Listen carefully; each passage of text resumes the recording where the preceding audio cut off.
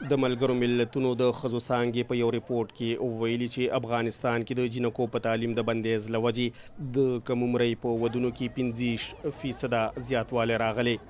د ښځو د حقونو فعالانې وایي چې په کم عمر کې د جنکو ودونه د میرمنو ترڅنګ د کورنو دپاره هم د ستونزو جوړېدو سبب ګرځي.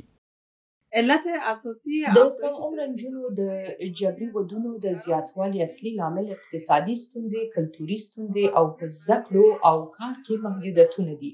د کم عمر نجونو دغه ډول جبري ودونه د پوهاوي د نشتوالي، په کورنۍ کې د بې اتفاقۍ، رواني فشار او د ماشومانو د ناسمې روزنې لامل ګرځي. د ریپورت تر مخه په زده کړو بندیز به افغان جنکو کې د وخت نړوان د زیږون 45% او د مور په مړینه کې د 50% زیاتوالی لامل وګرځي. طالبانو په 2021 کال کې د کابل واک تر لاسه کول وروسته اول د شپږم ټولګي پورته د جنکو په تعلیم بندیز ولګوو او بیا یې په پوهنتونونو کې هم ښځینه زده کوونکي د تعلیم نه منع کړي. کارپوهان وایي د جنکو په تعلیم بندیز به د تیر وختونو په پرتله کې د جنکو او د هیواد مستقبل زیات اغیزمن کړي. منګه په تیر 20 کال کې ونسوي کولای چې په 200 ولسوالیو کې د افغانستان یعنی په نیم افغانستان کې د جلکیو تعلیم جبران کو، هغه چې د تیر دوره د طالبانو په 15 کلو کې او هم ترغه مخکې دوران کې د مجاهدینو په دوران کې هغه کومه صدمه چې تعلیم لیدلې و هغه منګه جبران نسوي کړلای. دا ډیر وخت نیسي.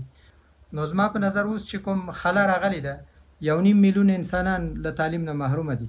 دا که عاجل اقدام ونسي نو دوی عاطله باطله کیږي، جلکۍ له پانتون نه پاتې کیږي، له لوړو زده کړو پاتې کیږي، له مسلک او تخصص نه پاتې کیږي.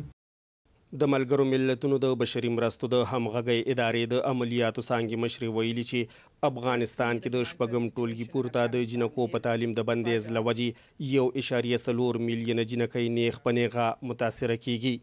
کارپوهان وایي د یو هیواد نیمه برخه د تعلیم نه محرومه کول د مهارتونو څخه خلک بې برخې کول دي چې له وجې د ټولنې په مجموعي ژوند خراب اثر پرېوځي. کله چې په هیواد کې سکیل نه وي، مهارت نه وي، پوهه نه وي، نو طبعا دا خلک دغه کار ته نشي داخلېدی.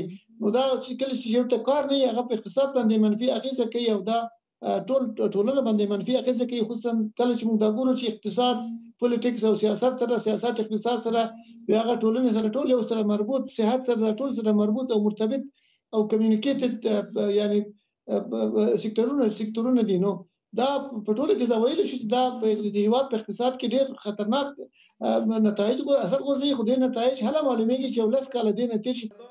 ځینو طالب چارواکو وار ویلي چې د جنکو د تعلیم په ضد نه دي او د ځنډېدو علت د هغې دپاره د یو مناسب چاپیریال رامنځته کول او یوې طرحې جوړول دي.